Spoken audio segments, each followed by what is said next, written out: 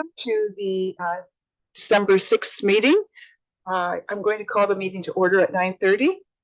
Members of the public are invited to participate in this meeting of council by accessing the meeting, which will be live streamed on our Middlesex Centre YouTube channel, or by contacting the municipal clerk to receive a registration link to join the meeting being held electronically. Members of the public may also attend meetings in person at the Ilderton Community Centre located at 13168 Ilderton Road in Ilderton, Ontario. The municipality of Middlesex Centre recognizes that we are gathering on the traditional territory of the Anishinaabe, Haudenosaunee, and Lenape peoples. We acknowledge the enduring presence of the First Nation, Métis, and Inuit people on this land and are committed to moving forward in the spirit of reconciliation and respect. Our neighboring First Nations communities, which continue to live as sovereign nations, include the Chippewas of the Thames First Nation, Oneida Nation of the Thames, and Munsee Delaware Nation. The clerk has informed me there are no additions to the agenda for today's agenda, so I will look to council. Are there any disclosures of pecuniary interest? Seeing none then, we have a number of delegations and presentations this morning. We're going to start with the Upper Thames River Conservation Authority and the draft budget. Tracy Annett, who is the general manager, will be presenting that. I'm going to turn my speaker off. When you're ready, go ahead, Tracy.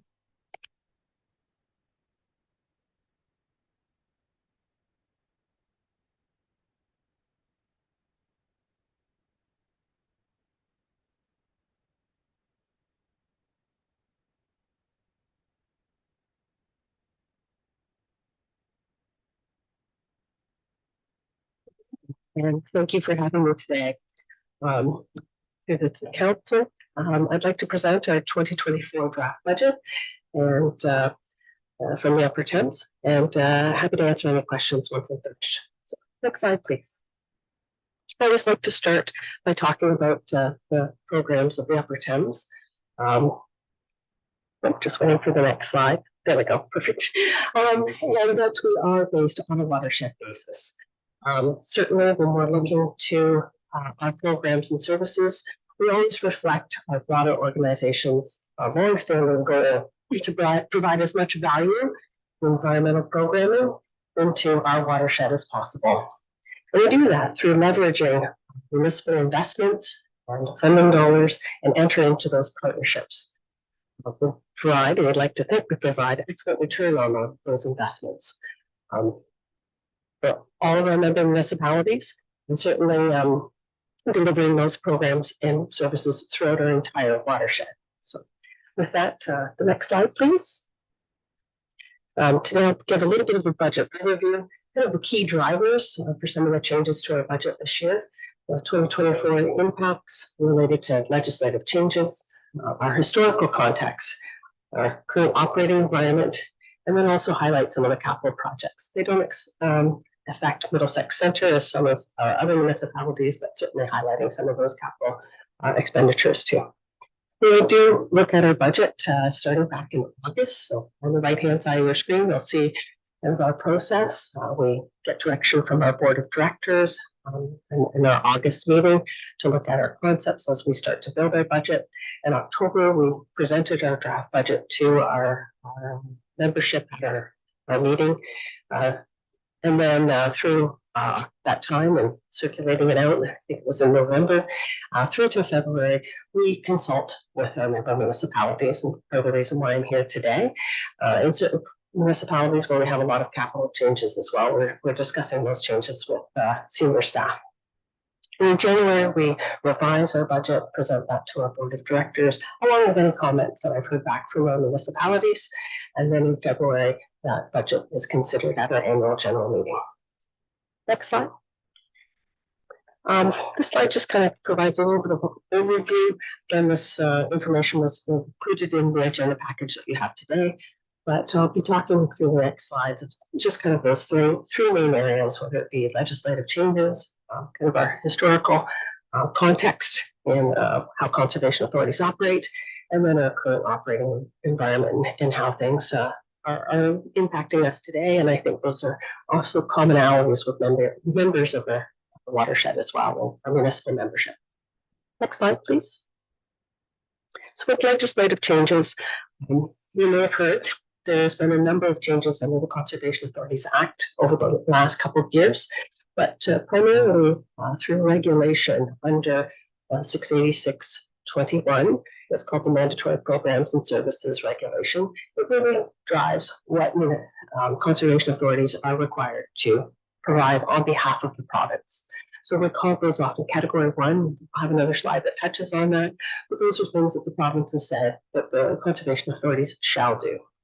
And those programs and services relate to everything from our flood forecasting and flood control function to drinking water source protection under the Clean Water Act, to monitoring water quality and water quantity through groundwater and surface water stations that are considered provincial stations, and then as well as land management activities on our lands that are considered passive recreational opportunities.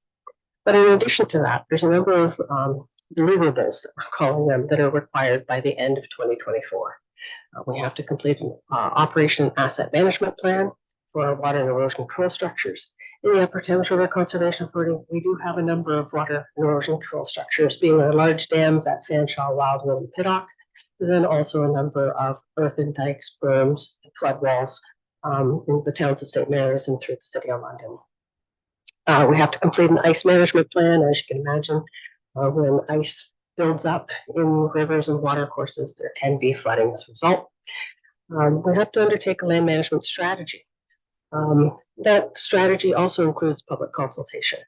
And we have a large number of land holdings. Some are more active recreational uses, but a large number for environmental purposes and passive recreational use opportunities as well.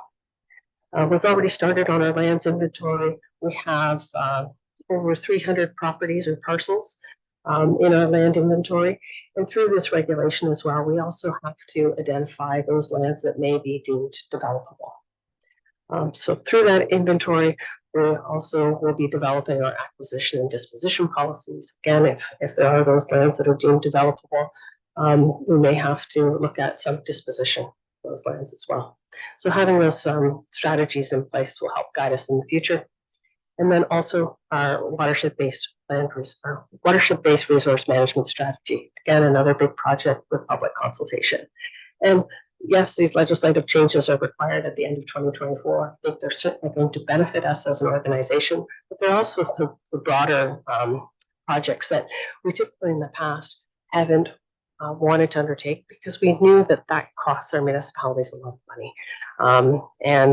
We tend to be focused a little bit more on the day-to-day and getting done what needs to be done while minimizing those financial impacts to our member municipalities. Next slide, please. Again, with legislative changes under the More Homes Built Faster and More Homes for Everyone, I'm sure you're aware of those two pieces of legislation, Bill 109 and Bill 23, where we're recognized that our service delivery needs to align with those increased or improved timelines and to expedite those approval processes.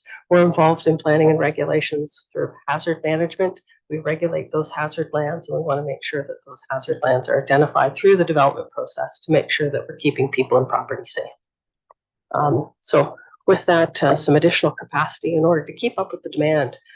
Certainly Middlesex Centre is one of those areas that's growing, proximity to London and all of our growth areas. But I would say as well, we're being challenged because many of the sites that remain within current urban growth boundaries are those sites that are complex. They are constrained in some ways and typically require more time and more effort to undertake those reviews.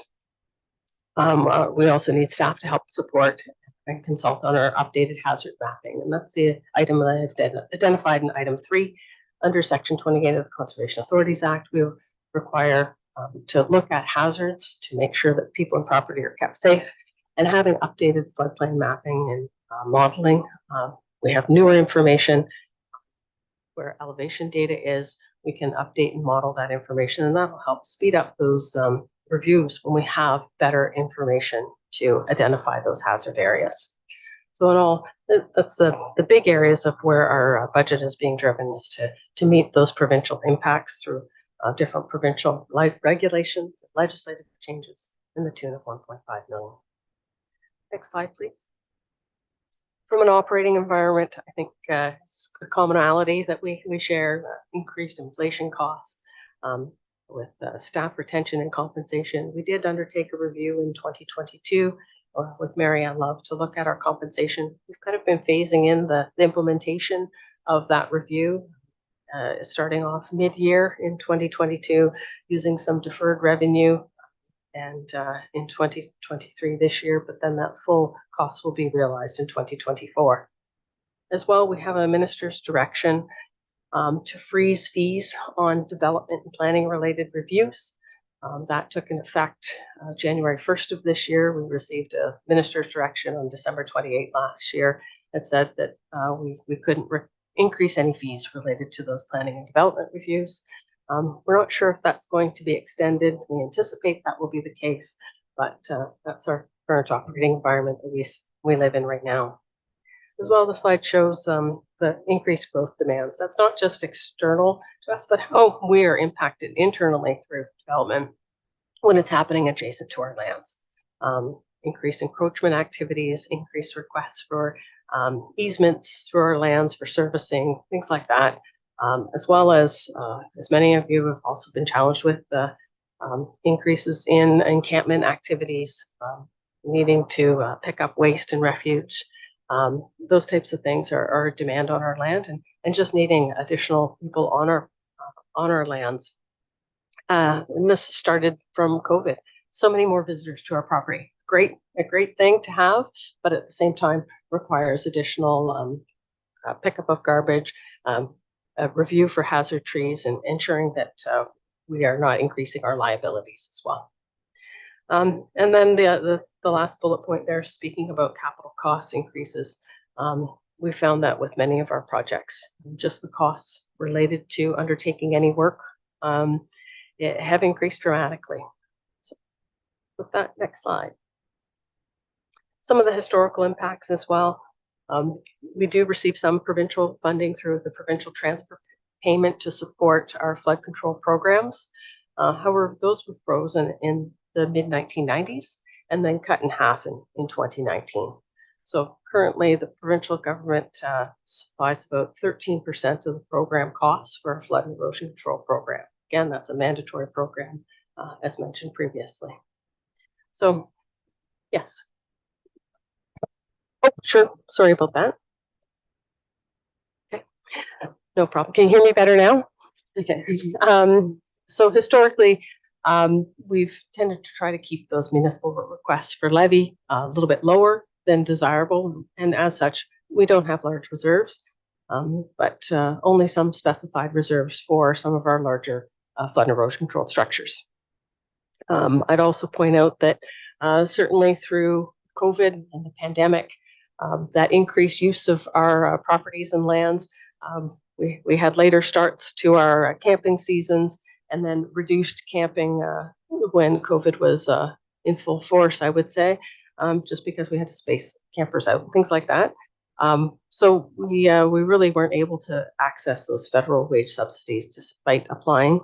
We were turned down, and so during that time, we did deplete some of our reserves to continue to maintain those properties and keep those properties accessible for visitors. Next slide, please.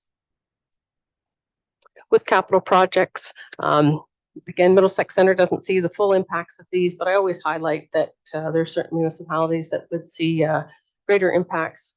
Some work being done on the St. Mary's floodwall, work at Mitchell Dam, and then, of course, West London Dyke, another phase of capital projects and design work for phase 8 this time.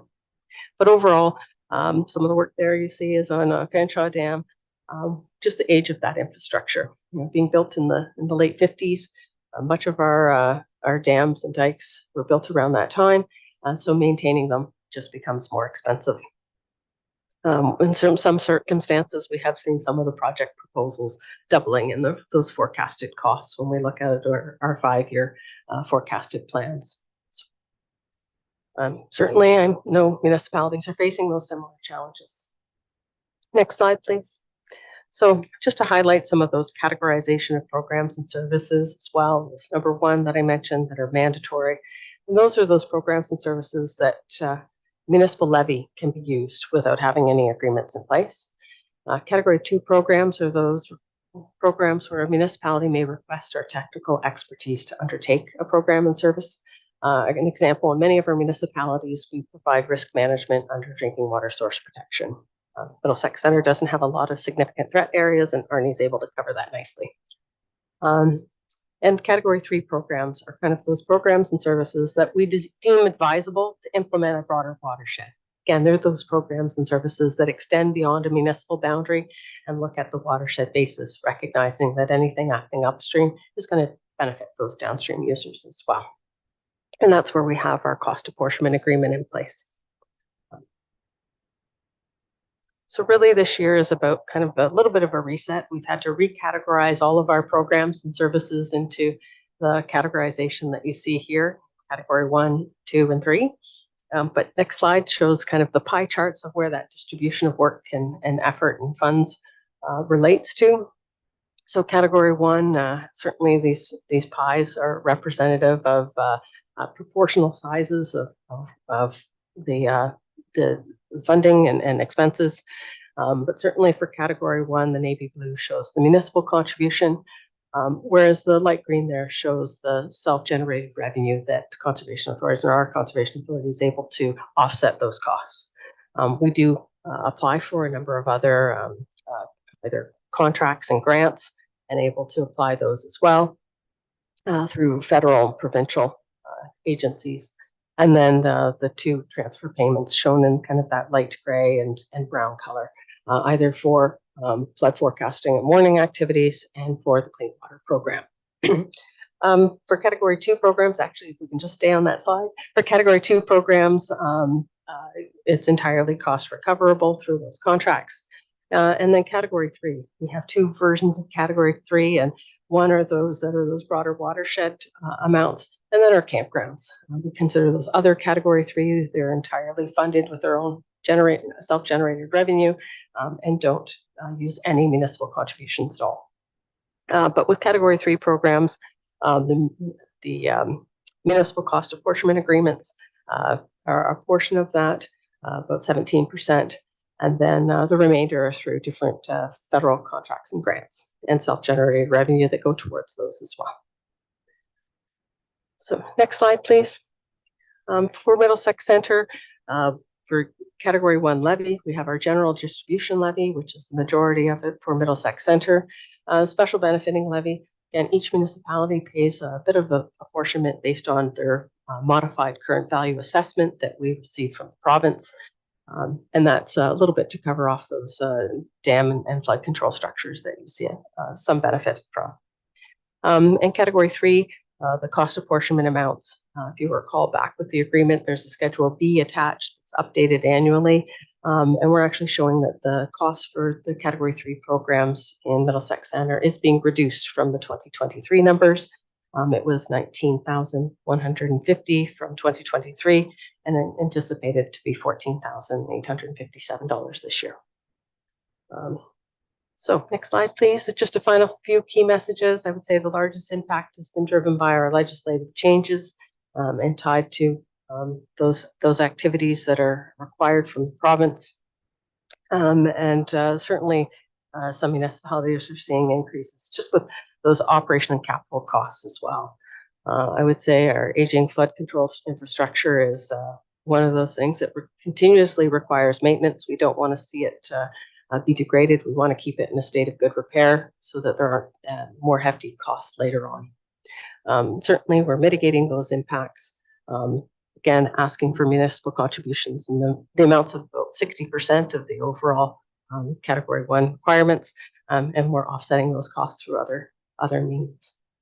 So the last slide here, just again to highlight, if you have any questions, you can either ask them through myself or through Councillor Debbie Heffernan, who sits on our board of directors and as our board representative for Middlesex Centre. So with that, I'm happy to ask any questions now. Answer any questions. Thank You have to excuse me. It comes and goes. Thank you, Tracy. That was very comprehensive, thorough, and I think it really matches the legislation. It's very clear to see how the monies are coming in and going out relative to the audience. So thank you for that. I'm going to look to council to get into any specifics. I'll start with Deputy Mayor Brand, then take Councillor Bruce after. It wasn't covered in your budget or anything. I'm just wondering about the Fanshawe Dam. I know a few years ago there was an issue with water going around the dam, and I think that was corrected. But that dam is getting older. Down the road, is there a major project coming to refurbish that dam? Yes, through the mayor, through the deputy mayor. I think when you're talking about the water going around it, you're speaking of Springbank Dam. The Fanshawe Dam hasn't had water diverted around, but Springbank Dam was a dam that did have some damage to it, and that's owned by the City of London. We would help manage and maintain that dam operation.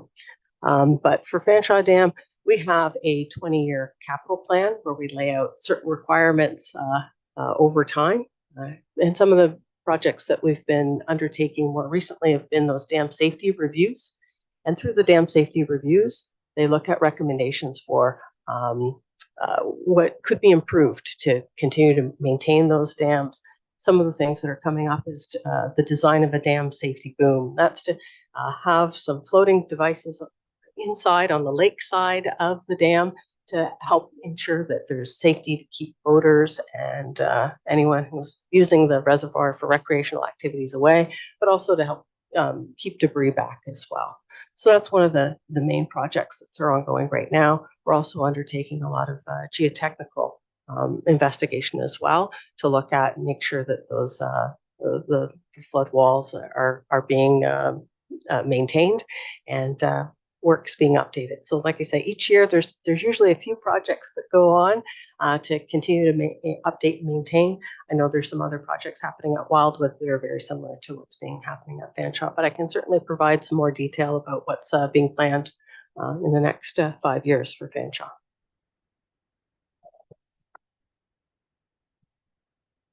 Through the mayor to you, general manager. I notice you're running an operating deficit. No criticism, tough times, but so you're allowed to do that. Like, we're not allowed to do that. So how do you make up for the deficit? Are you pulling from reserves? Yes, through the mayor. Great question. And that's true. We are allowed to run an operating deficit. And that's historically what we've done. We often capture it as soft revenue because usually there's always some uncertainty with grant applications going into the year. We've been very successful at the applications that we've been able to put forward and get. So it's kind of an estimate of what we think might be coming down the pipe and what we might be able to access. So that's why we typically reflect a deficit at this time of year. And I think even in January, when we update our budget process, we'll have some better numbers with year end happening and usually some announcements of funding opportunities that are going to be released usually by the federal fiscal. So. Okay, thank you. I'll take Deputy Mayor Brennan. Councillor, our representative, Councillor Heffernan, and then I'll take yours, Hugh. Through the mayor to Tracy, I know that there's been a lot of discussion about the budget because it is an increase, and in particular the category 1 stuff. So I know they've increased some stuff, some abilities under category 3, self-generating, but of course that also comes with staffing costs as well.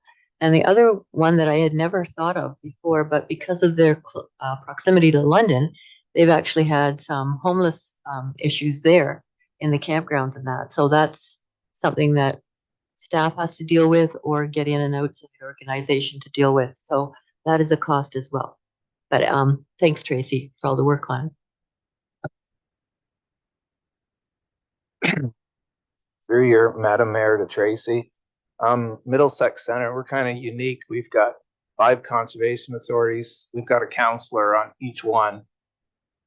So I understand the pain that your conservation authority is going through. The last couple of years, provincial government has not been playing very nice. So I appreciate your efforts. Thank you. Well said. I think I'm just going to echo that too. First of all, I want to say thank you for coming in person. It's really nice to meet you face to face now, and also to have an update in person. It's clear to me the amount of work that's been going on in terms of preparing for this, all the categories and all the thinking and allocating. It's a big change for any organization, but then to have to, look forward and anticipate and try to figure out how to balance everything. It's a lot of work. So, before I just wind up, I did have one question about the funding then. Has there ever been has the authority given any thought to setting up a foundation? I think it's near Ancaster or in Hamilton area. There are various groups that have started that. Is that feasible, or is it more cost to manage than you get in? Or could you just maybe elaborate on that a little bit? Yes, thank you for the question, Your Worship. We did consider having a foundation at one time. I guess with our thoughts, and we'll certainly reevaluate it from time to time, but the overhead cost to have a staff person engaged in running the foundation was kind of our biggest deterrent. You would have to be able to bring in a significant amounts through hosting events. That seems to be their big catch-all. Whereas we seem to focus in on having the grant applications and having staff who are very familiar with their program areas writing those grant applications. That seems to be a much more effective use of time. So that's certainly where we landed anyway. But I think in some of those larger centers that maybe have more funders that appreciate the support and are looking for events, that might be useful in those areas, but we found that it might be a bit more challenging where we are. Thank you for that. That helps clarify. There's always a cost and benefit to everything. So keep doing what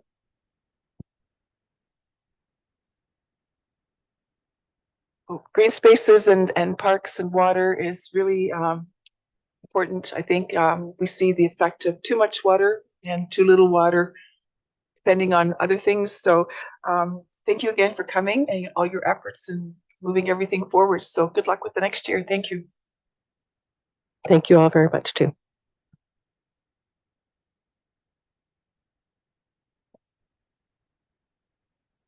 We have another presentation this morning. Eric Chaudry, who is our Environmental Services Manager, is going to give us an update on drinking water on our Middlesex comprehensive drinking water system. I'll turn mine off, Eric, and when you're ready, you can just push the button and start.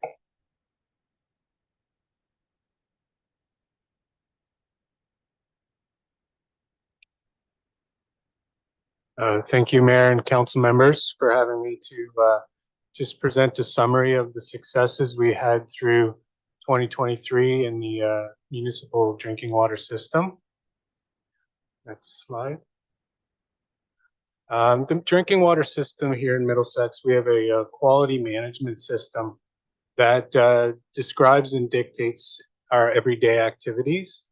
It guides our management of the system, makes us work in a responsible manner in accordance to all the documents that we have in place for the operators to use on a daily basis. As part of it, we're providing clean and safe drinking water to the residents of the municipality. And we are continually maintaining and improving the quality management system on a daily basis. QMS is a quality management system that's continually evolving and continually improving on a daily basis. And within the quality management system, we have to comply and maintain all the regulatory requirements and legislation that the MECP or the Ministry of Environment and Conservation and Parks set out for us to run on every day. Next slide.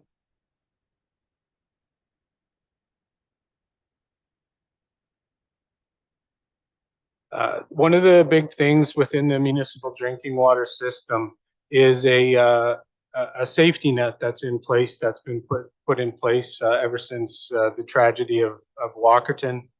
The first thing that we focus on with the drinking water system is the source to tap protection.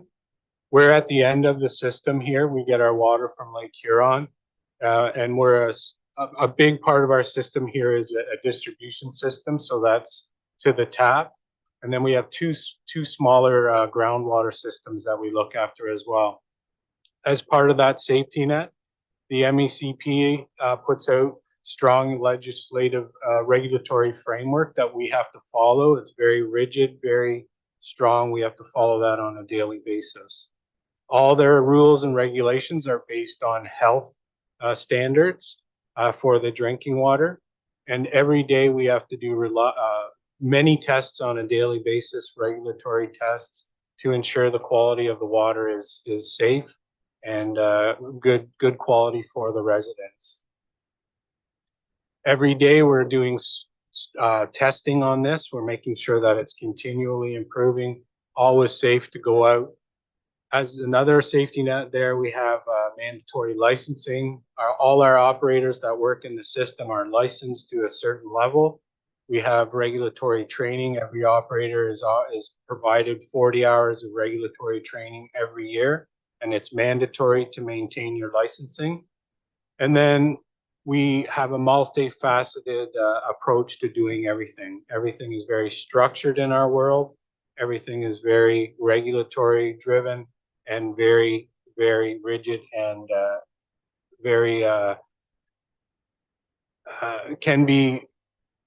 consequences can be pretty drastic if we aren't following these approaches on a daily basis.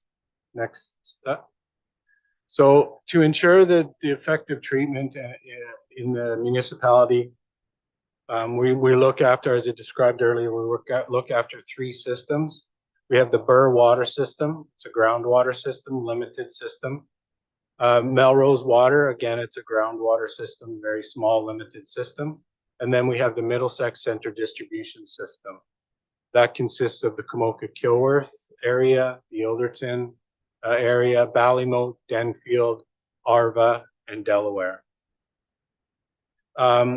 We are continually monitoring the quality on a daily basis.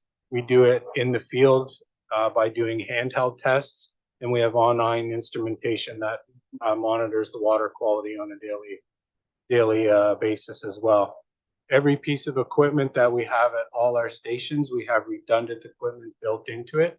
So if something fails, the other piece of equipment immediately picks up and takes care of the water distribution to the residents. Every operator in our system is provincially licensed. They're certified to the highest level that we can get for the level of our system here. And we're proactively monitoring the system and making sure that treatment is effective to ensure safe water for the residents. Next slide. The MECP requires 5 pieces of documentation that needs to be in place in order for the municipality to operate the drinking water systems. The first one is the drinking water permit and license. Those are guidance documents that describe every piece of equipment that's in the system, the number of samples that we need to take, all different other components that are in the system. They're the guidance document that tell us how we have to operate and work within the system. A permit to take water, they're specifically for Burr and Melrose system. It describes how much water we're allowed to take out of the ground, not to deplete the reservoirs in the ground. An operational plan is our guidance document that comes out of the Safe Drinking Water Act, or the DW, which is part of the DWQMS, or the Drinking Quality Management System. It describes how we're going to operate the system and goes through all 21 elements of the DWQMS and dictates everything that we're going to do on a daily basis. We have to have accreditation license, and that's through the DWQMS. We have to be accredited every 5 years. Last year, we were reaccredited as an operating authority.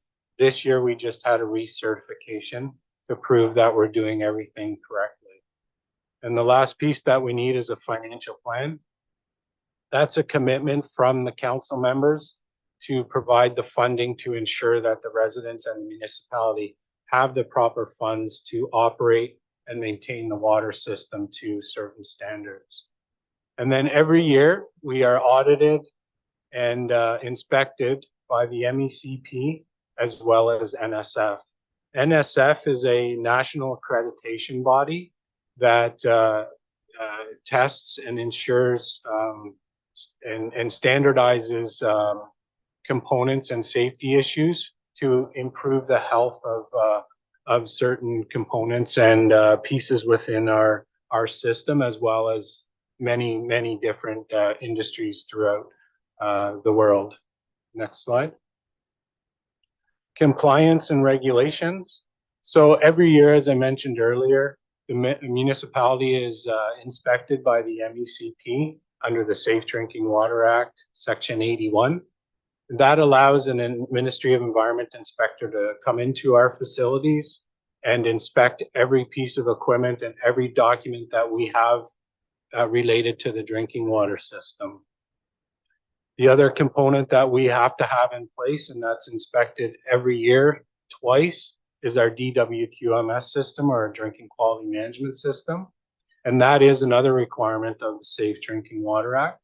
And that's audited internally by an internal auditor that we hire. And that's done prior to our external audit, which is done by an accreditation body that works for the Ministry of Environment. And that's done by NSF. We work with the ministry regularly and quite often to make sure and to make improvements to the drinking water systems. And internally, I ensure that my team does regular monthly compliance audits, and we review all the information and data and systems on a monthly basis, just to ensure everything's in line and we have no issues when we go into all our internal and external audits. Next slide. So this year we had our Ministry of Environment inspections. And the way the ministry does their inspections is they actually give us a grading system. So this year, the Middlesex Center distribution system received a grade of 97.11% out of 100. Burr had 100%. Melrose had 100%. So Burr and Melrose, there was 0 non-compliance issues.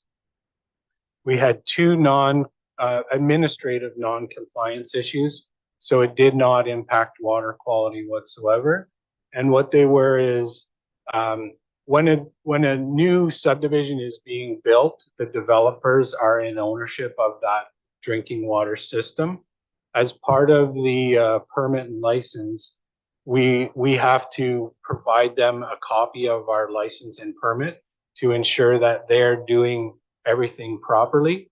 We didn't have a formal letter in place to say that developer, you are required to watch and build everything according to the permit and licensing. We have all the other documents in place, such as commissioning plans, signed subdivision agreements, signed agreements with the municipality. But the ministry was looking for this small little piece of information which was lacking. And it was something that the ministry did a blitz on throughout the entire province. And it was common for a lot of municipalities to have that little piece missing. That was taken care of immediately. It was actually in place prior to the inspection being completed. The second one is, as on an annual basis, as the population increases within the municipality, or the number of homes that get connected to the drinking water system, we have to update the population within the database with the ministry. That was missed. Again, it was updated prior to the inspection being completed, and no other follow-ups or action items were required as part of that inspection. Next slide. The next audits that we get are the audit of the DWQMS. And the first one we do is an internal audit. And that is required as part of element 19, which is driven from the Safe Drinking Water Act, which becomes the DWQMS.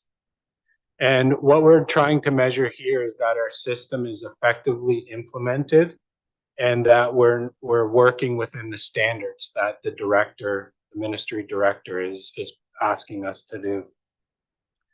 The internal audits identify any deficiencies or improvements that need to be made prior to the external audit coming in and auditing us.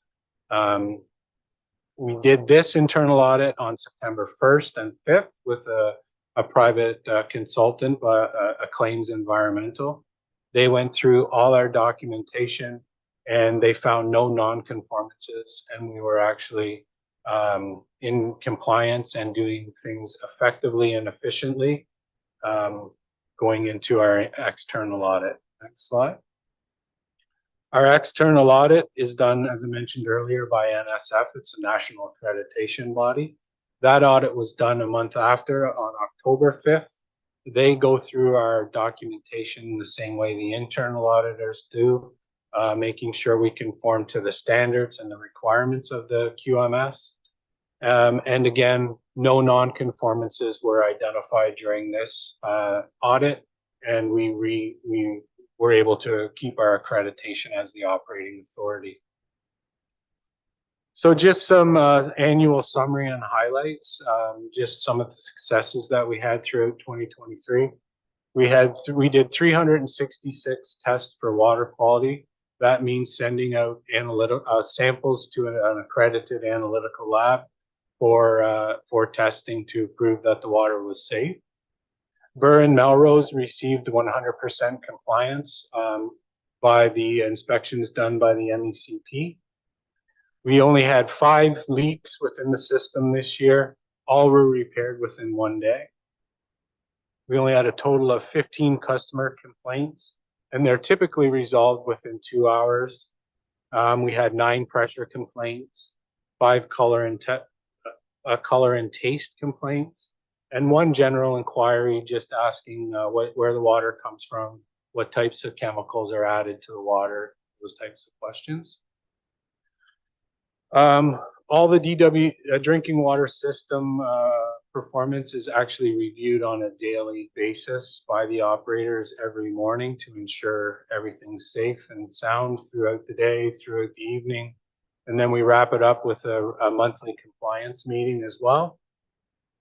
And then some of the comments that the auditors provided us, the staff, was that they have a strong commitment and support from the management team, and that we have a culture of continuous improvement, along with evidence of continual improvement within our QMS system.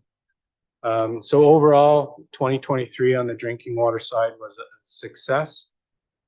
Thank you for your time, and I'll be happy to answer any questions that you may have. Thank you for that presentation. I'll look to councillors for questions. I'll start with Councillor Shipley. Thank you. Through the mayor to Eric, the 5 color and taste complaints, what was involved in that, Eric? Through you, Mayor. Typically, a resident will call in. They're typically within the newer subdivisions. And what typically happens there is because there's not a lot of homes within a street zone, the water doesn't have a typical turnover time. So what we'll do is we'll go out and flush hydrants from the beginning upstream and downstream of the home, just to move the water around a wee bit. And then we just instruct the residents, flush your basement, your lowest tap. And typically the air bubbles, the little bit of stagnant water that could be in the system is removed, and then all the concerns are gone away. I do provide a follow-up call to them a few days after to ensure everything's still good with them, and 9 times out of 10 they're all happy and no concerns anymore. Just an add-on on that, the fact though that the water is stagnant doesn't mean it's got bacteria or people are going to get ill or anything like that. That's just a No, quality thing. there's absolutely no evidence at all of that. It's just the water's not turning over. It's not as fresh as it could be. With all the testing that we do, there's been no they call hits of bacteria or anything within the system. Okay, Councillor Cates, and then I'll move to Councillor Burrs. Thank you. Through you, Madam Mayor, I just wanted to say good presentation. Thank you. The low water pressure complaints, where did they come from? Are they spread out, or are they primarily in my ward? They're spread out. The majority of them actually come from the Ilderton area. And typically it's sometimes there's a service break. That's the line that's heading into the home.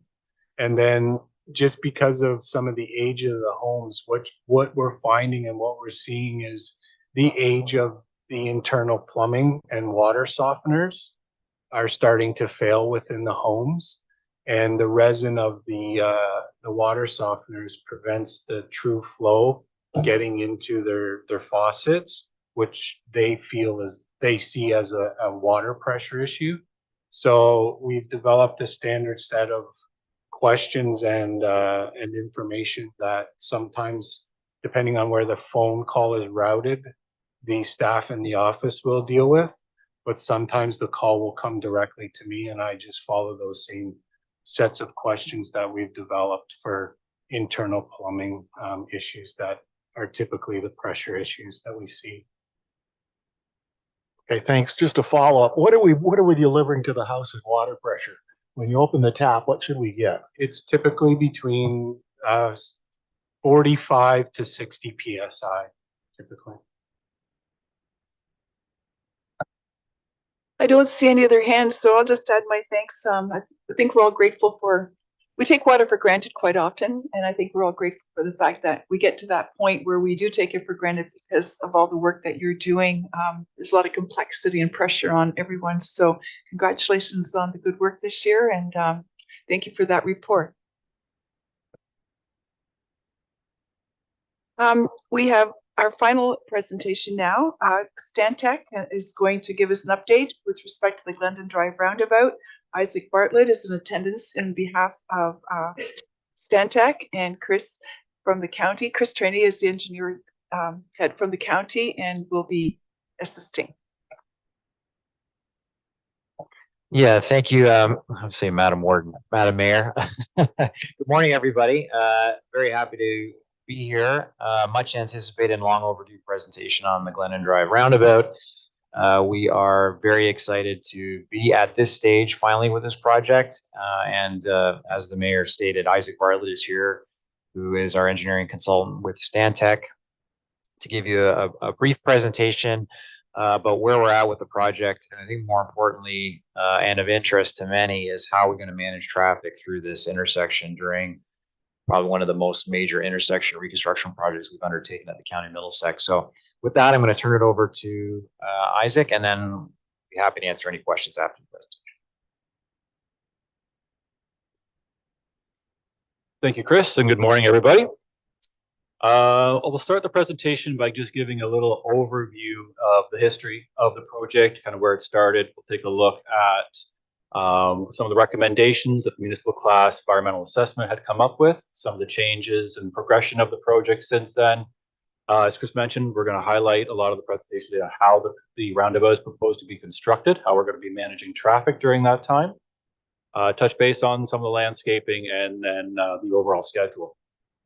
So looking at the history, this has been a project that has been on the books for quite a while. This project developed initially out of the municipal class EA that stretched out from Highway 402 over easterly to the city limits at the bridge, where we were looking at the needs of Glendon Drive over the 30-year time frame and what improvements were going to be needed. There was quite a bit of consultation undertaken during that project. We did eventually get MECP approval back in 2019. This roundabout project was just simply one component of that overall EA that was identified to be completed within the short term. So detailed design started up in 2021. It's been ongoing. And we are looking and consulting with utilities right now as being one of the key stakeholders in getting the rest of this project moving forward. Slide. Looking at this component of the municipal class EA, we looked at a couple of alternatives for the intersection. We did look at a 4-leg and 5-leg roundabout at this location.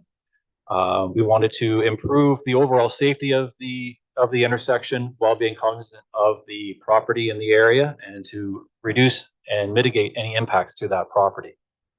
Through that evaluation, we looked at different solutions to Coldstream Road and what improvements we could make with that. When we came to the conclusion that that was an alternative that had some merit, we did we undertook additional field investigations and studies along Coldstream Road, which ended up having a realigned recommendation through that EA. And we'll take a look at those two intersections in closer detail. Next slide. So ultimately, a 4-leg roundabout was recommended through that environmental assessment. The roundabout is currently designed as a single-lane roundabout. The EA did recommend a 2-lane roundabout because the corridor would have been widened to a total of 4 lanes. So the EA recommended a 2-lane roundabout. So we've designed it as one, as a phase-in to accommodate the traffic today. But it has been designed to accommodate for future widening when the traffic volumes warrant that. We have also integrated multi-use pathway active transportation elements within the roundabout so that it is ready to accept that active transportation traffic as the rest of the corridor develops. Next slide, thank you. The top graphic is the representation of the concept from the EA.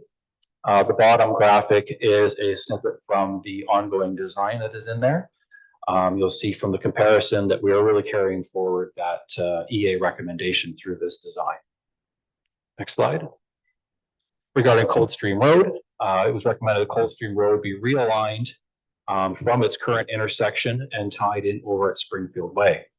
The existing Coldstream Road would have a cul-de-sac placed at the intersection of Vanek as well as at the north end. Through the progression of the detailed design assignment and our consultations with property owners, a minor tweak was made to the alignment of Coldstream Road where we were now going to connect it more at the north end. So on the next slide, the top graphic is the conceptual alignment of Coldstream Road with the cul-de-sacs at either end. As I mentioned, through the consultation, the north end was realigned so that east-west connection on the east side there was pushed towards the north, closer to the rail tracks. That allowed for more flexibility for the property owner for potential future development and land use of that section. So that north cul-de-sac has now been redesigned as a through connecting road. Next. And then we'll take a look at how we're going to build this. So under the traffic staging, there's a fair number of stages. It gets fairly complex. We recognize the busyness of Glendon Road, the volume of traffic going through Glendon. Having a long detour in there is not desirable. We've done as much as we could to keep everything localized. So we'll take a look through how we're proposing to do that. So in the first stage, we'll be setting up temporary traffic signals to replace the existing signals to allow for the flexibility. We'll shift traffic to the south at that point, and then start working over on the north end of the roundabout. At this point, we'll also be looking to construct Coldstream Road, and we'll be setting up temporary traffic signals to help manage that traffic. Next slide. So here we have the existing intersection in kind of a gray, light gray. The dark is showing what the proposed work is going to be. So we've looked to shift the traffic to the south on the south half of the road. We're keeping all movements at the intersection open, and the contractor is working on the north side. Next. In stage 2, we now shift the traffic over to that newly constructed north area. And then the contractor will start working on the south area. Again, the new connection at Coldstream Road has been completed, so we can start to use that. So again, we're switching everybody up to the north. We're starting in on the west side of the construction under this stage 2. And then the contractor, as I mentioned, is finishing up Coldstream Road. So all movements are open at here. Now, as the traffic is sitting on the north side on stage 2A, we're going to be getting into stage 2B and C as the contractor needs to progress that work easterly across the Jeffries connection. So in the next stage, stage 2B, yes, the contractor is focusing in on that south leg impacting the Jeffries. So the Jeffries connection is now disconnected from the intersection, and that traffic will be rerouted. So we'll get to that in just a moment. And then the connection there at Springfield Way has been made. Next. So the traffic is on the north side. All the construction is working in on the south side now. The traffic that is on Jeffries is no longer able to access the intersection. So instead, we go next slide. It'll be proposed to be detoured internally along Enterprise going in Springfield Way, then to make that connection back up to Glendon again. Stage 2C, again, the traffic is on that same side, but now we're starting to impact more on the north side. So now we have the connection to Coldstream and Bannock to be able to deal with. So we now need to have the construction working through there. So we're going to have a detouring of the traffic from that north side over. So next. So we've completed some of the work there in the previous stage along the south side. So you see the south half of the roundabout has been complete, but still technically offline. Traffic will not be using it yet. So the Jeffries Road is still closed at this phase. There's a temporary connection being proposed along Bannock to Coldstream. So that traffic will be diverted around to allow the contractors to work within the north half of the roundabout. Next slide. So in this stage, we have more of the detouring all localized. We have the traffic coming along Bannock being pulled up along Coldstream around the new alignment, meeting down to Glendon. That also combines with the Jeffries Road traffic being from Glendon. So the temporary signals are now in place at Springfield Way. There are no there are no signal controls at the current intersection of this phase. So we still only have one signalized intersection operating along Glendon here. Stage 3 gets a little bit tight as our contractor is now trying to finish up the base of the grading work within the center island. So it does get a little bit more complex. So traffic is now going to be partially shifted around through the roundabout along the south side. This will allow the construction of the roundabout on the interior portion on the west of the intersection. And then the traffic still continues to use Coldstream. Next slide. So the traffic, as you see on the south side, the eastbound traffic is able to utilize the roundabout as a through movement. The Jeffries traffic is able to access the roundabout, be able to go eastbound. Any westbound traffic can still utilize the detours that's in place, the temporary traffic signals over Springfield Way. Similarly, the Bannock traffic and Coldstream traffic are also being diverted over the intersection along the north side. Stage 3B is very similar.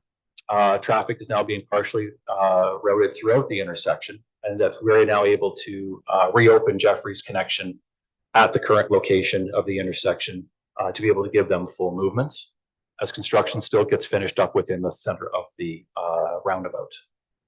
Next. So we still have the diversion on the north side from Bannock moving out and around. We have some through traffic that's being temporarily diverted along the north side westbound to be able to come through, as the contractor is able to still utilize some of that working area between those areas, between the two through lanes, to be able to complete the basics of the curb and the granular, its initial paving in the roundabout there. Stage 4A is showing the traffic that's now flowing around through the roundabout. Bannock Road is still being diverted, but Jeffries is completely reopened. And this stage is focusing on the reconstruction of Bannock Road to make its connection to the roundabout using the daytime lane closures. Next. So we have the westbound, eastbound traffic utilizing the roundabout itself. The contractor is focusing in on that western section of the roundabout to be able to phase in the next leg and last leg of the roundabout. So finally, on stage 4B, we do have all traffic that's moving through the roundabout, and all legs have been reopened. At this point, the contractor will be constructing the final phases of the roundabout, including final paving, final landscaping, and Coldstream Road is connected over to Glendon Drive now. Next. So then this last stage is a little bit of clean up the installation cul-de-sac along Coldstream to make that separation. And as I mentioned, the landscaping will be finalized at this point. There may be times where we might have nighttime closures to be able to complete any of the rest of the paving work that goes through here. But that'll be all done in consultation with the municipality, the county, and the contractor on what their preferred approach is going to be to finalize this. As mentioned, we do have a landscaping plan that's being proposed for the roundabout. There's greenery, shrubs, and a tree that's still been proposed for the roundabout. Through our consultation with Hydro One that is still ongoing, the initial plan was to have those overhead lines relocated. Through the discussion with them, that crossing that's currently across the intersection is going to need to be maintained from a power perspective. So we are revisiting what we can do with the center tree in that area with them, understanding what their restrictions are. So that may be subject to some modification, but the intent is to still have greenery and landscaping as part of the landscaping within the center island. So as mentioned, we're finishing up the design at this point. We are coordinating with utilities. Some utilities have been moved, some are still to be moved. We are working with Hydro One to have their poles relocated. With that, their other secondary lines are also going to have to be relocated, so that is being planned out.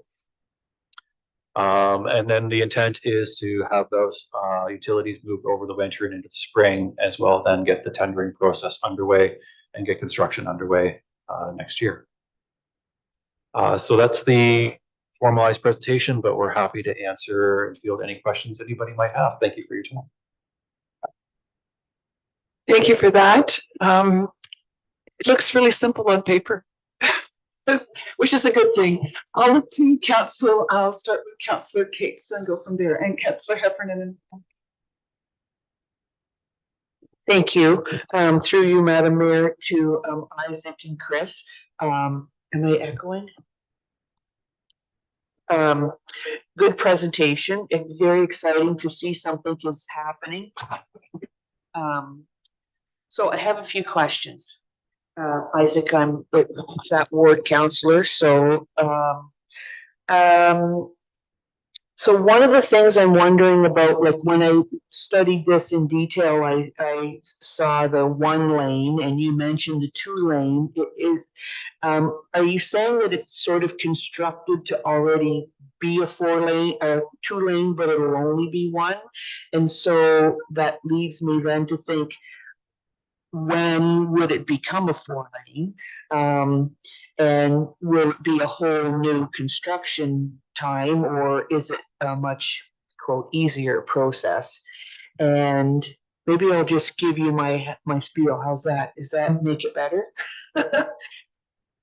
Thank you. And so then obviously it's not going to be 4 lanes on either side yet. So I wondered about that. The other thing I wondered about is, will Springfield get the light now? Once the Coldstream realignment is done, will that light be installed there? And the other thing, well, I wondered about the crosswalk. I can see the crosswalk on there. Is there buttons to push like a normal crosswalk? And then will there be notification of the next phase? And you know, you wake up today and you're going a different way to work. I just wondered about that process as well. Thank you. Questions through you, Madam Mayor. In regards to the future expansion and the design was undertaken with that future expansion in mind. So the alignments of the approaches have been set and the grading and area has been set to be able to widen the proposed lane to a second proposed lane. The size and circular geometry of the roundabout has been designed to be able to widen and be able to accommodate that. So what we did is we took an approach of, let's design a 2-lane entry, 2-lane roundabout. Now let's take away some of those pieces to be able to accommodate a single lane. So what will be constructed is a single lane, so it wouldn't have the same sort of footprint or larger asphalt area you might see at the new Colonel Talbot Southdale roundabout that's there in the southwest end of London. You'll see the single lane roundabout, so it won't have that confusion. When it comes time for widening and expansion, a lot of that grading work has been set. So we didn't want to push all of the ditches out, push utility impacts out. So all of that's been established with this future widening in mind. So it should be a more straightforward, simplistic widening construction project compared to what's being initially done now. In terms of timing, that will depend on ongoing traffic analysis. When congestion starts coming in, as development progresses, ongoing monitoring to be able to see when that new forecast is going to be to trigger that need to be able to do the extra widening.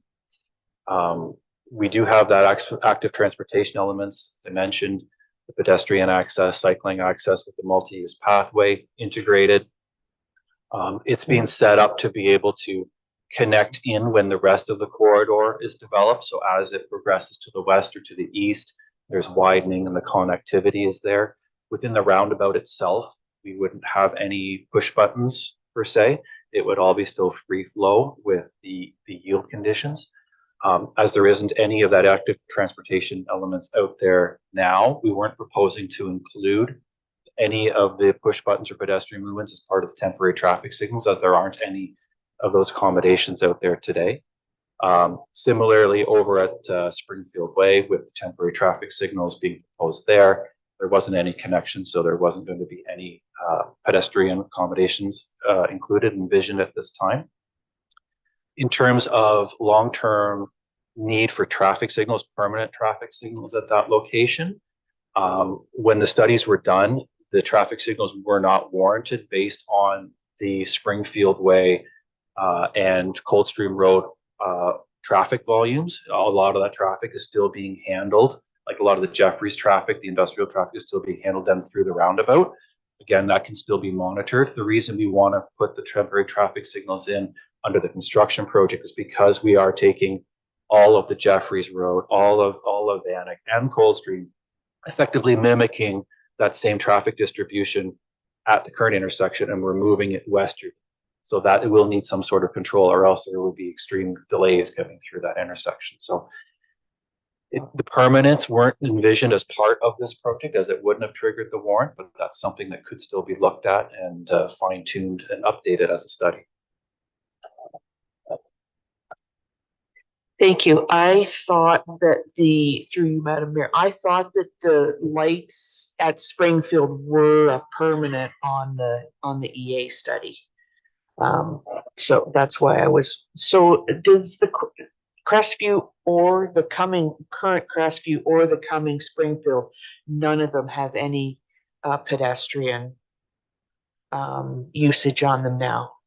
Or the little hand and the little lights, and also about the notifications. Thank you.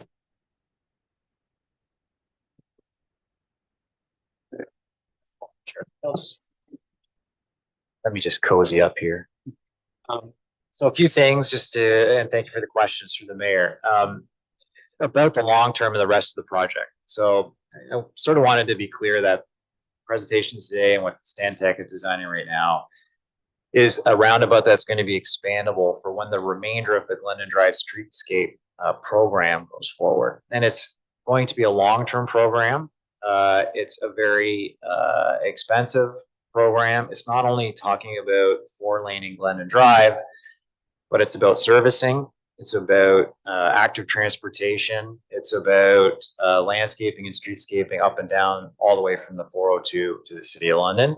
So we have partnerships, not just with you folks at Middlesex Center in the county, but with the City of London, potentially some partnerships with Stratford, Caradoc, and the MTO at the far west end of the project. So when we talk about active transportation and push button pedestrian crossings, we do have long-term plans for those types of facilities, but they need to be done in conjunction with the multi-use pathway that was defined in the streetscape. Without that, the challenge is how do we get pedestrians to these intersections? So as those sections of those pathways come online, the county will undertake improvements to the signalized intersections to include those push button type pedestrian crossings. As you know, Crestview is just activated by vehicles. It's generally a free flow on Glendon Drive. That intersection would be one where a pedestrian could activate the red light to cross over to the north side of Glendon Drive. Now, that being said, there's not quite a lot there right now. There's no connection to get over to the commercial plaza or to the community center. And we've also talked about Tunks having a push button, just strictly a pedestrian push button crossing there as well. Again, it's making those connections to these areas where we can actually bring pedestrians from their homes to across to these community type developments. So all that's going to come online as those active transportation facilities actually get constructed. Rob and I have been talking for a number of years about the next stages of this, which will include some significant underground works and infrastructure works, and we're trying to coordinate those. So the roundabout was pretty key for the county as sort of the linchpin at the center of the program, but we had felt early on to build it as a 4-lane roundabout and have all these tapered lanes and having all these people trying to change lanes going in and coming out of the roundabout, which is not feasible at this point. And we also have to remember that the streetscape EA was a long-term solution. We certainly don't see the traffic demands for 4-laning of Glendon Drive right today, but we have to be prepared for that in the future. So there's a number of factors leading into this. We continue to contribute to a capital budget for the entirety of the Glendon Drive streetscape program. But this is really the most important first step here is the roundabout. So those types of facilities will happen. They're just not being anticipated as part of this actual project. If that helps. Thank you, Chris. Does. Next, I have Councillor Heffernan. To the mayor, I just want to make a comment on that it is only 1 lane because personally, I'd rather go around 1 lane than having to be figuring out 2. And having driven the section between St. Mary's and Stratford, when they were putting in those every other year, you'd have a detour. Every now and again, there would be a truck in the middle of the roundabout. So I'm glad to see that there's going to be some landscaping, which I hope would detour these guys. The other question I had is there going to be like temporary lights at Jeffries and Enterprise? Because it could be diverting a lot of traffic there, which would impact all the businesses right there.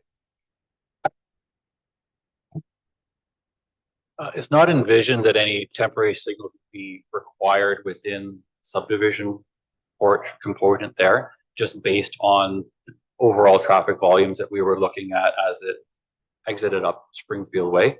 It's something we can go back and take another look at. It's a good comment, but we're not envisioning that from the numbers that we had initially seen in the study.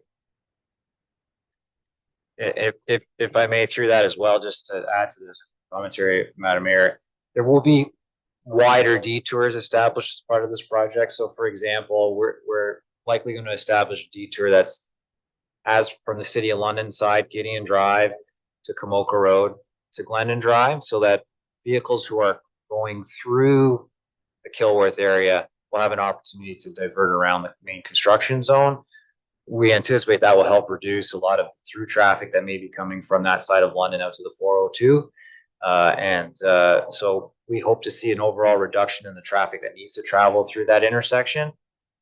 Just wanted to be clear, this is not just going to be solely isolated to this part of Middlesex Center. We're going to have a wider detour, especially for commercial traffic that needs to get out to places further to the west, and even for them coming into Kamoka, maybe easier for them to go around on Gideon up Kamoka Drive and head eastward again, back towards the city of London to try to drive through this intersection. But we try to provide that on all of our county road construction projects. Detours that utilize county roads alone. Detour the other way is more challenging. Again, we're certainly going to take measures to prevent people from utilizing things like Old River Road, trying to keep people out of the existing residential subdivisions within Kilworth. So we're going to do our best to try and maintain that traffic on the official detour routes for the project. We are going to establish, we're very fortunate at the county now to have a communications department, which we never had. So we'll be maintaining a website and regular social media postings to keep people posted on what's happening on the project, including any changes or upcoming changes to the detour plans. And just, sorry to add to that, there will be on-site signage as well, advanced warning signs that are in contract. You will see those on other construction signs where it'll say this closed, coming up, this date to this date, X number of weeks, etc. That will also be on site to help remind drivers, especially the commuters who see it every day, that it's going to be coming up. Okay, thank you. I'll turn to Councillor Arts now. Through your Madam Mayor to Isaac and Chris, the design of this, the roundabout, the road gutters, are they the moon shaped ones? They're not like the dish ones, correct? Okay, and when you've done the design and all that too, I assume like for a highway tractor, you factored in, okay. And your county guys, when they snow plow the roads, I know when you do cul-de-sacs, you push the snow into the center. I don't know how the county guys do their road maintenance, but if they push the snow into the center, putting shrubs in there is kind of not a very good idea. And what was the other one? This is probably a project maybe for the county and the municipality. When you have detours, people in that subdivision in Kilworth and Old Kilworth, the local traffic speeds. And I know they're coming up with speed cameras. And maybe it would be a joint partnership because I know you're going to get complaints all summer about people. They're going to cut every direction they can, right? So maybe that would be a good place to experiment. Thank you. I'll just jump in. There's 70 municipalities on the wait list. Two-part question, but more high level than engineering. Okay. How confident are you now? Like the utilities were an issue. Are they in sync now to do this? We think we can get out of this by fall 2024 with the utilities are not a blocker for this. So, I mean, it could be weather related and whatnot, but how confident are you in the schedule? Through you, Mayor. We are working with Hydro One. We all know that they do have a reputation of having their own schedule and their own processes, which has honestly been a challenge in terms of scheduling to date. The design has been ongoing for a little while, but we do have their design in now to have it signed off. We have made them quite clear that this is the desired schedule moving forward. We are getting a positive response from them to say that, yes, we can meet that. I have seen it go both ways, to be honest, in the past, but we are confident that we are going to be able to still progress with the timetable, and that's what we're working for on our end. Okay, that's great. And it's a good presentation, tells us a lot of stuff. This is a question beyond this, Chris. The Kilworth Bridge, years ago, we talked to the city. Remember when that was going on? Why don't you make it 4 lanes? They couldn't afford it. Is there any talk about that in the horizon? And there was also talk about Kamoka Road in Glendon as a roundabout. Is that considered sometime in the future, or is that off now? Yeah, 2 great questions. Through the mayor, and I tend to be a little cautious when I talk about City of London in a public meeting.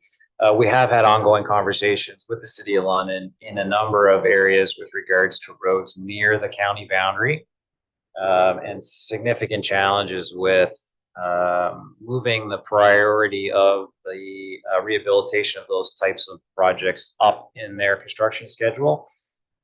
They're facing the same challenges we all are with regards to rising infrastructure costs. They have a massive undertaking on their hands with the bus rapid transit system in the city. So many of those other projects have been put on hold. And the Kilworth Bridge is one we've been talking about since the last rehab, which was back in 2007. So it's ongoing. I would anticipate by the time we are in a position to 4-lane Glendon Drive, the traffic that's being generated out of the City of London will force their hand to do something at Kilworth Bridge. City of London residents will start to make their voices heard as well about the challenges at that structure. So it's an ongoing challenge. They're also looking at a roundabout at Gideon Drive and Oxford Street West, which is Glendon Drive on the other side of the bridge. So they're also anticipating massive increases in the volume of traffic along the section.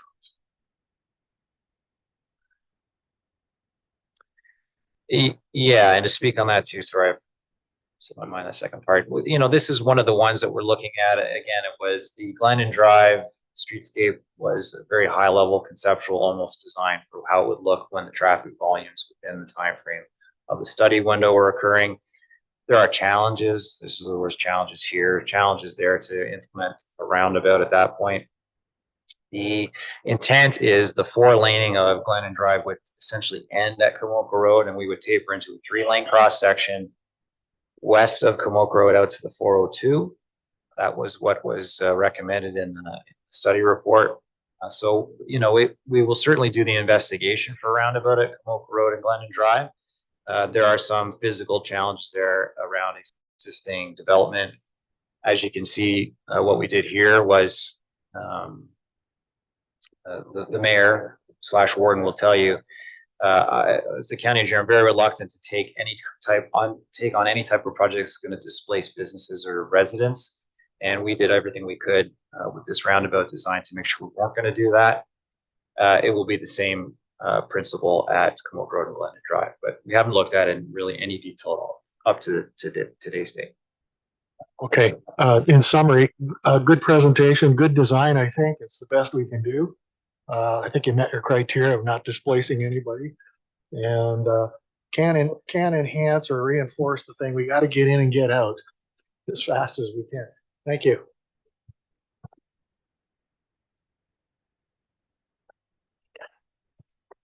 Go ahead, Councillor Cates. Thank you, through you, Madam Mayor. Just to add to what Frank said about I was going to ask that too, about the Gideon, Glendon, Oxford. I thought that I read that it was going to be happening 2024 as well. And I wondered about our construction, their construction.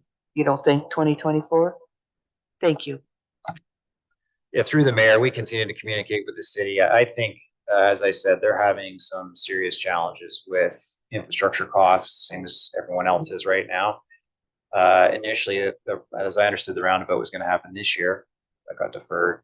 They haven't given me an updated timetable on that. It'd be good they go to the same time as us. That will really deter traffic from that section of highway. But we're confident, Isaac and myself, that regardless of what's happening in the City of London, we'll be able to continue on with this project without any kind of damper on what we're trying to do here, regardless of what's happening on the city side. I don't see any other hands, so I just have a couple of quick things. Number one, when I was looking at, I think it was 3B, that part, things are flowing, but the traffic is still going around if you're heading west up Van Eck and around Coldstream. So I was wondering, is it going to be a non-truck route, or I was just thinking about the kind of road that's there now. Is it going to be upgraded to handle? Our grain trucks are going through there. The Johnson Brother trucks are going through there right now, and well, county plows and salt. So I'm just wondering. Well, that's not an issue, salt and given the seasonality. But I'm just thinking there is quite a bit of truck traffic. I wondered about the residents there, the quality of the road. Just comment generally. And then, I haven't heard any recent numbers on how many cars per day on Glendon. I don't remember when we had 10, and then we were getting, I think, close to 12 at one point. If you could just highlight those two. Yes, we have been looking at the potential to still accommodate truck traffic through the roundabout and through the designs, through the temporaries.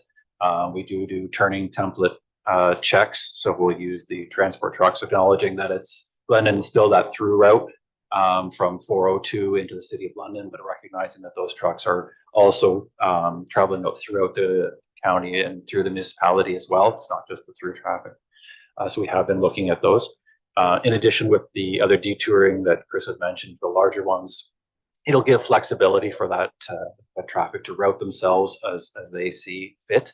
But we would still have that ability to be able to traverse through the temporary construction areas as required.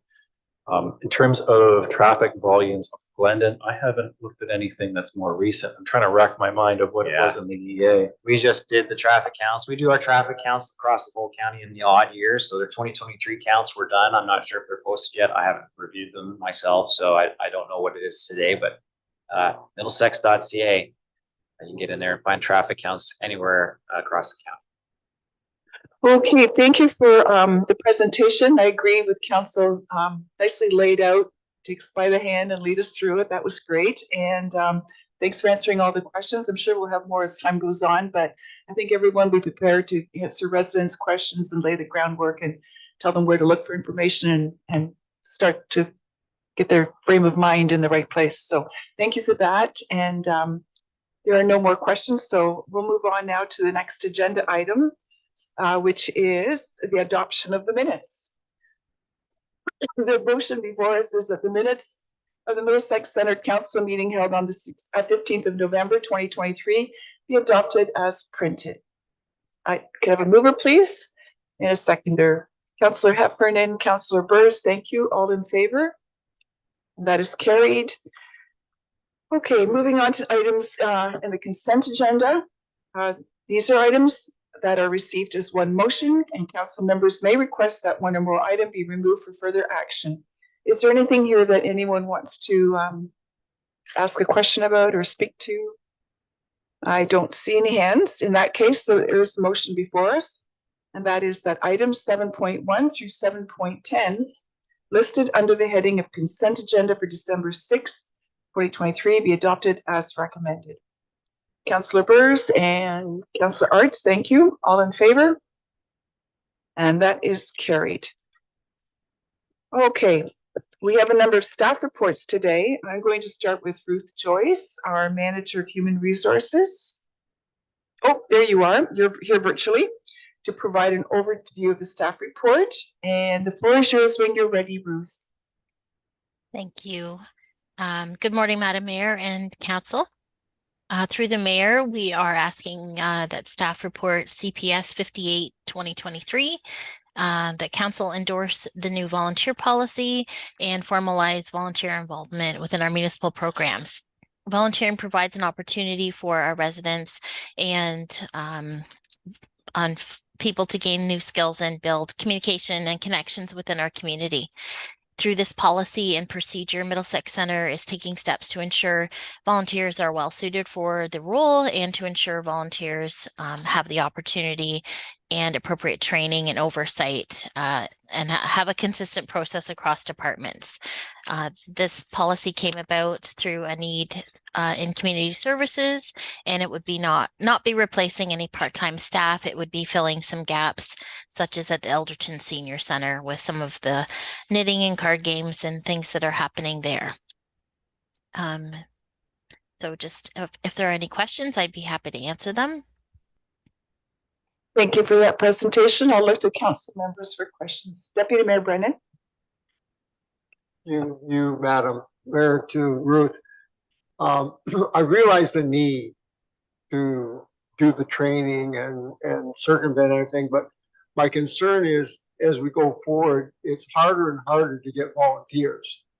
And if we start putting a whole lot of roadblocks up, I'll call them roadblocks, they're not really roadblocks, but things hoops they have to jump through to volunteer, that may impact the people that we have coming forward. So I'm just concerned that if we put too many restrictions or too many things that they have to do to become a volunteer, that we may not get them, that's all. Through the Mayor, and thank you for that comment. I definitely appreciate that. And we would do the minimum training required under legislation such as AODA training. We would do some customer service training to make sure our expectations from the community are met. And it would really just be a very simple online training through the system that we currently use, HR Downloads. It would not be cumbersome. It would not be, they're not our employee. So it would be a minimal amount of training that would be required. And also to ensure the health and safety of the volunteer and the people that they're assisting. And I have Councillor Heffernan. Through the mayor to Ruth, I think this is a great idea. I understand Deputy Mayor's concerns. But there has been instances, for example, when people in the community have decided to weed the gardens around the library and the medical center in Ilderton. And this has been, you know, I can understand there has been some situations when this sort of needed to be done. However, you know, they were sort of pushed away from doing that, probably because of insurance purposes, I'm thinking. But anyway, bottom line is those types of people that want to jump in and do things that need to get done, I think it's a good draw for them. Okay. Through the mayor to Councillor Heffernan, thank you for your comments. At this time, we would be looking at the volunteer policy specific for programs and not necessarily, you know, any of those types of volunteer activities.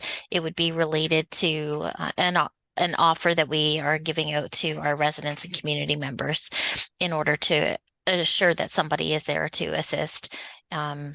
Not necessarily at a staffing level, but in terms of providing that resource. So it's more related to, like, community services is the first department that has stepped up, which is fantastic, looking for some support, but this could be added to other departments over time.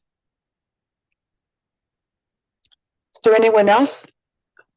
Seeing no hands, thank you for that report. And we have a motion before us, and it is that report CPS 58/2023 regarding the new volunteer policy be received, and that council endorse the volunteer policy attached as Appendix A1.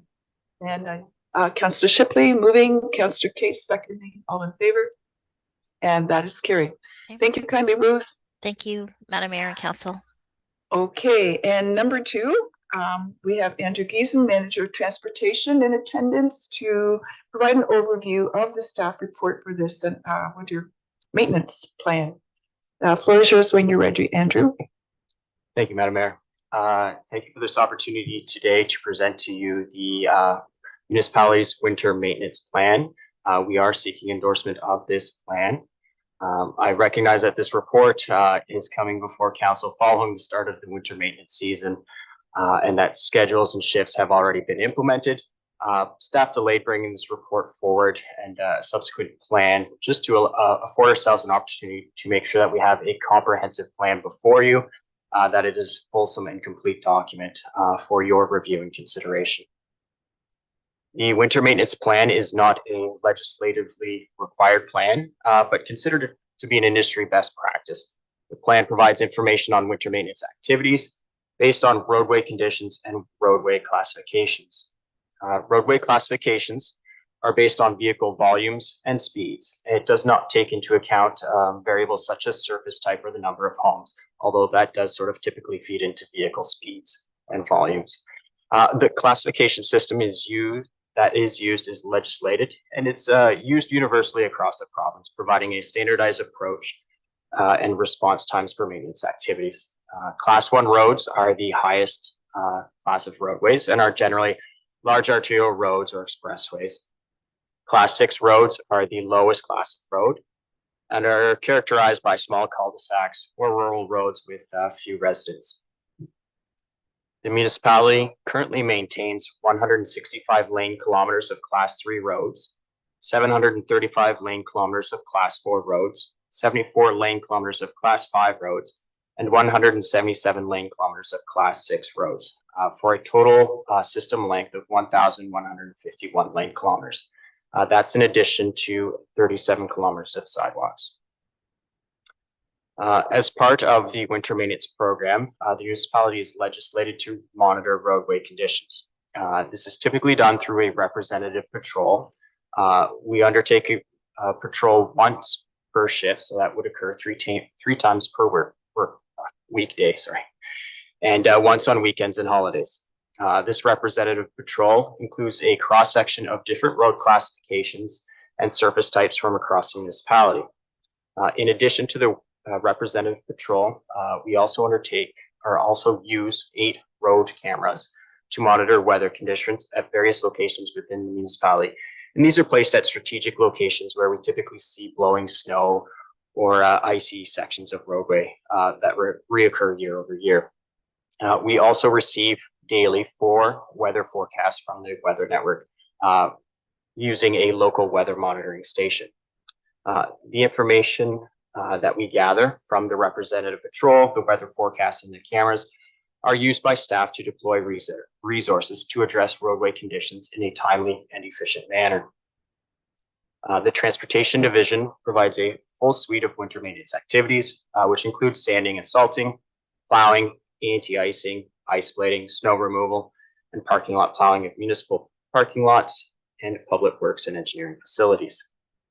There are 17 plow routes and 2 sidewalk plow routes. These routes cover all of the municipal sidewalks and roadways, and equipment and staff are broken out into 3 regularly scheduled shifts.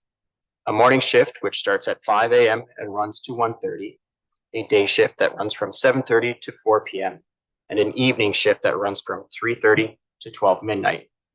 On weekends and holidays, there is also 1 10-hour patrol shift that runs from 5 a.m. to 3:30 p.m.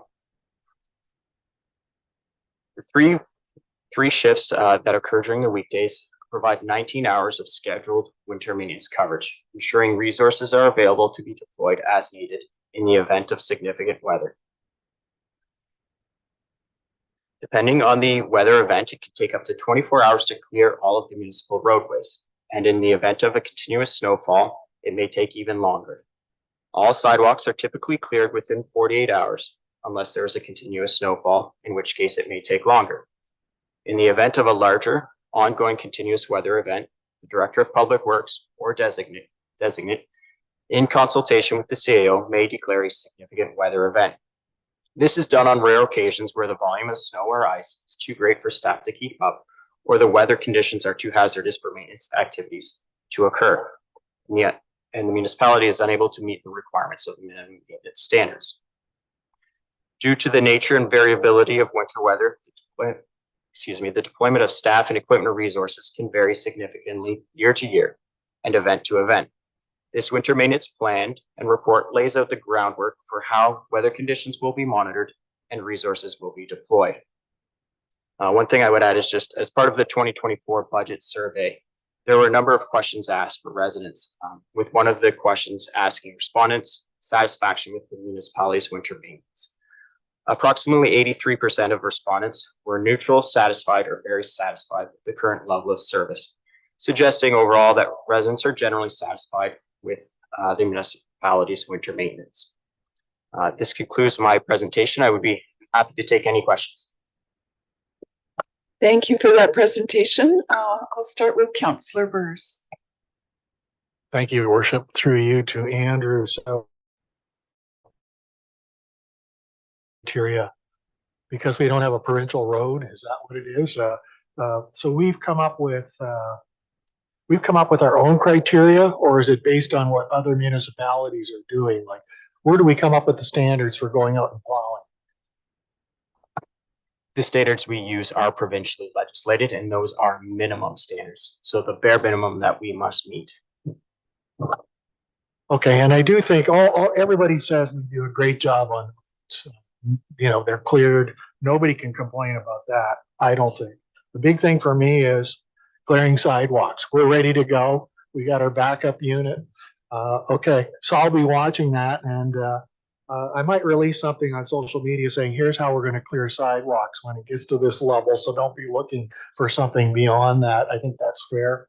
But I think PWD does a really good job clearing the snow off the roads. People often ask me, why are you out ahead of time? Because I think there's snow coming or weather conditions. So you're out there in advance, maybe dropping sand and salt. So anyway, well done. Nothing else to say about that.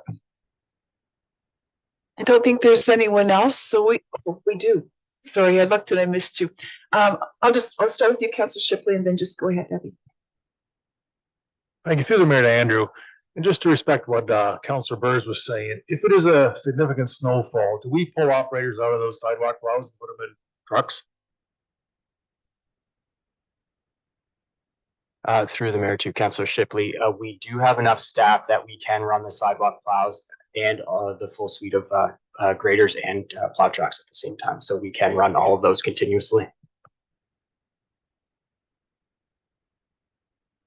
Through the mayor, to Andrew, I just wanted to disagree with Councillor Burz's comments. In the northern part of Middlesex Centre, we seem to get more snow, or we have the north winds or whatever, and it takes longer to clear the road. So I have had complaints of roads not being cleared for buses, or roads not being cleared to get out, for people to get out to work. And Andrew and I have discussed this, and it is what it is. But just to let you know that we have different parts of the municipality that have different coverage requirements. Thanks. Everything's good from my end. Deputy Mayor Brennan. Through you to Andrew. We have some sections of road, like I'm looking at, say, Sunningdale Road, where there's a half a block, the city limits to the Denfield side road. Do we still plow that, or do we have an agreement with the city to cover the little sections like that? Through the mayor to the deputy mayor, yes, we have a number of boundary road agreements in place with municipalities, including the city of London, where we do break up those sections of road. So they end up plowing to Denfield Road, where we end up in the south half plow, sort of Westminster over to West Elborn. So we do have a bit of a trade-off with them. Councillor Cates. Thank you. Through you, Madam Mayor, to Andrew. Good presentation, Andrew. I just wanted to point out for anybody that may listen and watch this, and for Frank, that the sidewalk plows don't clear it right down to the concrete. There'll still be some snow on them.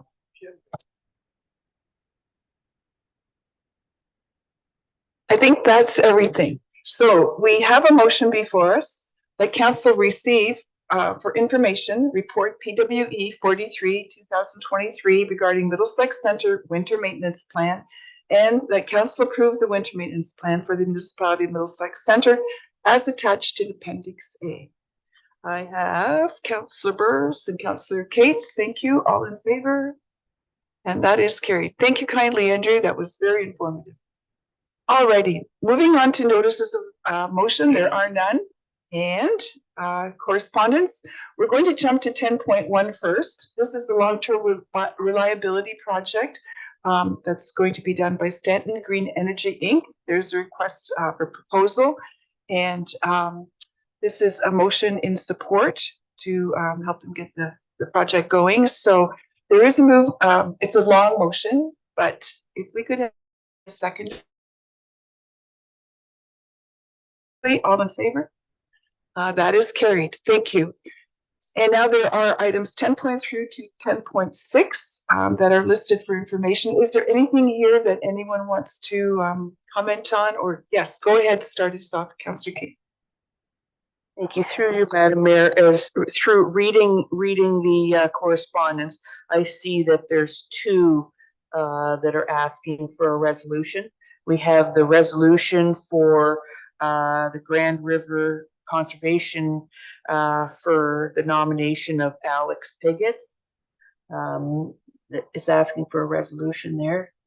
I'll put that forward if council. Pardon me, I didn't push my button. So we have a mover for that. Is there a seconder to support Mr. Piggott's nomination? Councillor Burrs, all in favor of supporting? And that opposed? And that's one. So that motion is carried. Thank you. And there was another motion that you wanted to table? The resolution for Enbridge. 6. With respect to that one, do we have a seconder for that motion? Councillor Burns. And I'll call the vote. All in favor? And everyone, that's carried. Thank you very much. Okay. Any questions or comments on anything else here? Seeing none, there is a motion that we receive. Oops, sorry. Yeah, okay. So the Council for the Middlesex Centre receives the remaining correspondence items for information. Councillor Shipley and Councillor Heffernan. All in favor? And that is carried. Thank you kindly. I will look now to Deputy Mayor Brennan to give us an update on the council member that was held, 21st and 28th, I guess. Yes, the 21st was a fairly short meeting. We talked about social housing budgets. The budget is 43.6 million that the city controls, which 17.8% goes towards the county for social housing. The score, member update infrastructure score is Southwest Ontario Regional Economic Development Corporation, which is Brant, Elgin, Middlesex, Norfolk, Oxford. We talked about public transit ongoing, the new line that runs through Luke and Illert, and that is working very well. Ridership is coming up all the time, so that's very positive. There are some scores also looking at some ag related projects ongoing, and we received a budget variance report. Nothing outside of the limits there. The 28th was strictly a county council meeting to select a new warden for the upcoming year. And Middlesex Centre is very lucky and happy that our mayor stepped forward to take this position on. So we're very appreciative of her doing that. And I'm sure she can count on all the support from council and staff here. So thank you very much. Thank you, Deputy Mayor. And I'm going to jump in with my monthly activity report. I guess November was a pretty busy month. We started off the first with the warden's breakfast. The previous warden, Burkhart Justin had her mayor's breakfast on November 1st. And then we came here for a regular council meeting. I think everyone here, almost everyone was able to attend the Middlesex State of the Municipality breakfast that we had at Fire Rock. Had a good turnout, and it was a really interesting event. I appreciate everyone's attendance and interest in our community. On the 5th, Sunday afternoon, Councillor Heffernan and I attended Remembrance Day services in Ilderton. And on the 7th, we had our first county council meeting. It was followed by the Middlesex and Paramedics Services Recognition event. And then on the 8th, our council toured Coldstream Concrete, which we hadn't done for a number of years. And since they had their Unhappy Fire event, they've done a lot of work and there has been a lot of construction. It's really great to see businesses like that thriving in our community and moving forward with all the improvements that they're doing. So wishing them continued success. On the 9th, I attended the Association of Municipality of Ontario's Memorandum of Understanding meeting with the Minister of Municipal Affairs and Housing, Minister Calandra. And this is the first time that we've done all of our, the whole MOU session virtually. So that was interesting. On the 11th, that was Remembrance Day. We were represented by Councillor Burrs and myself at the service in Delaware. And then we went to Poplar Hill, and Councillor Arts and I were present for the service there. November 16th was the regular Middlesex London Health Unit meeting. And there was governance committee meeting and was followed by the regular full board. On the 17th, I attended the Ontario Health Transformation Task Force meeting, and that meeting is attended by ALPHA, which is the association that represents all health units, Paramedics Association, Advantage Ontario, which speaks for nursing homes and seniors housing. So everybody who has any touch point with the Ministry of Health and programming that is funded through that ministry was there. Still trying to get movement forward to relieve wait times for ambulances and shortage of beds in hospitals and all the situations that are happening. So that was a very interesting meeting. On the 18th, Saturday following that, the warden had her banquet in Lucan at the community center. We celebrated her contributions to our county. On Wednesday, the 22nd, we had our Middlesex Regional Health Center in Ilderton board meeting. And then on the 23rd and 24th, AMO Executive Committee of the whole County Caucus and full board meetings were held. Sunday was the Poplar Hill Alliance Christmas dinner. It was held here in Ilderton, probably for the first time in history. And with our fingers crossed, we're hoping it'll be the last time in history. We'll be back at Coldstream to celebrate next year. On the 28th, we had the county inaugural, and that was a fun event. Thank you for your comments, Deputy Mayor. And then on the 29th, and also Wednesday and Friday, I had county orientation, just so that was most of the day there. And then on the 30th, Chris Soares wanted an interview. So that was my month of November. Any questions, comments? I'm happy to answer them. That's all. Yeah. I'll try to do Reader's Digest condensed versions going forward. Okay, thank you so much for that. With that, then, we now have a closed session, so we need a motion to go into that. And the motion is that Council for the Municipality of Middlesex Centre adjourn to closed session at 11:20 pursuant to Section 239(2) of the Municipal Act 2001 as amended to discuss the following matters. The first one under 239(2)C, proposed or pending acquisition or disposition of land by the municipality board or local board, pardon me. And this is with respect to potential disposition of property in Ward 2. And under 239(2)E, litigation or potential litigation, including matters before administrative tribunals affecting the municipality or local board. And this is with respect to litigation update, Ward 4 development. If I could have a mover, please, and a second. Councillor Shipley and Councillor Arts, thank you. All in favor? And that is carried. We'll just wait for the live stream to stop and then we can start our business.